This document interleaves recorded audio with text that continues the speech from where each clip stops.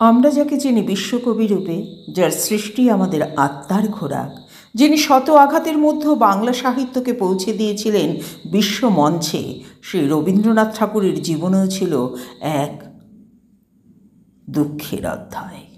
তার ব্যক্তিগত জীবন ছিল শোকের দীর্ঘ ছায়ায় ঢাকা।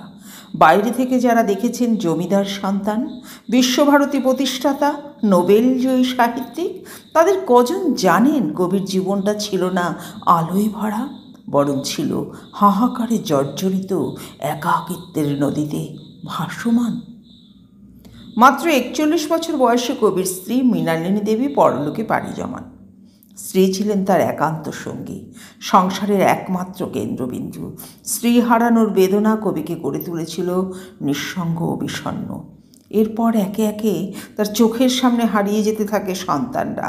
প্রথমে মারা যান তার কন্যা রানী। কিছুদিন পর কলেরায় প্রাণ হারান ছোট ছেলে সমীন্দ্রনাথ। পুত্রশোকে বিধ্বস্ত কবি এক রাতে লেখেন, আজ জ্যোৎস্না রাতে সবাই গেছে বনে। এই জ্যোৎস্নায় তিনি বনভূমির শান্তি খুঁজে নিতে চাননি, কারণ তার মনে হচ্ছিল সমী যদি ফিরে আসে, যদি বাবাকে খুঁজে না পায়। তাই লিখলেন, আমারে যে জাগতে হবে, কি জানি সে আসবে কবে, যদি আমায় পড়ে তাহার মনে। এই অসীম মমতার পিতা ছিলেন রবীন্দ্রনাথ। তার সন্তানেরা ছিলেন তার জীবনের মূল অনুপ্রেরণা। অথচ একে একে সবাই তাকে ছেড়ে চলে গেল। বড় মেয়ে বেলা, যার জন্য কবি প্রতিদিন নিজের অপমান হজম করে জামাইয়ের বাড়ি যেতেন, তিনিও অসুস্থ হয়ে পড়লেন। সেই জামাই কবিকে তুচ্ছ করত, চোখের সামনে পা তুলে সিগারেট খেত। তবুও কবি যেতেন শুধুই মেয়েকে দেখতে।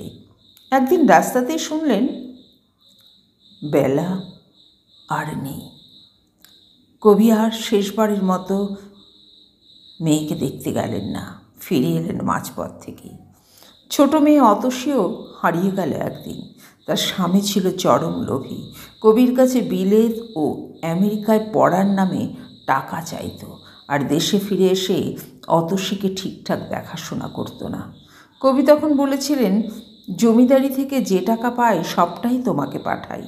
রবীন্দ্রনাথ ছিলেন একজন জমিদার, যার পরিচিতি ছিল প্রতিপত্তির, অথচ এই প্রতিপত্তি তার সন্তানদের সুখ এনে দিতে পারেননি।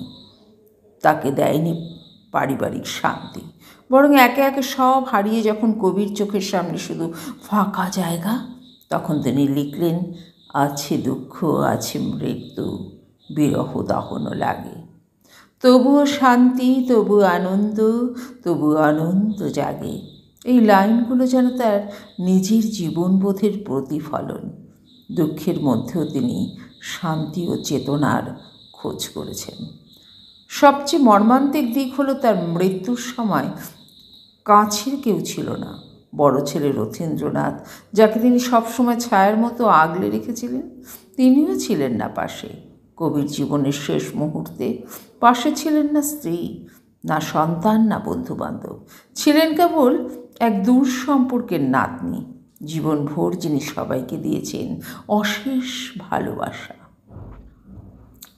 যিনি যুগে যুগে মানুষের হৃদয় জয় করেছেন, তিনি নিজে বিদায় নিলেন নিঃসঙ্গ এক প্রহরে।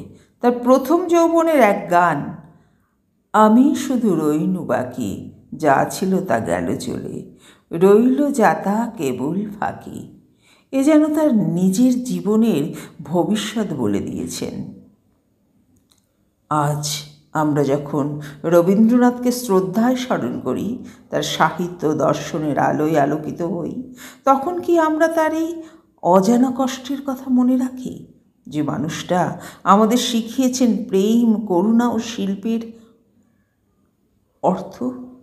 তিনিই হয়তো জীবনের সবচেয়ে বড় শিক্ষাটা দিয়ে গিয়েছেন।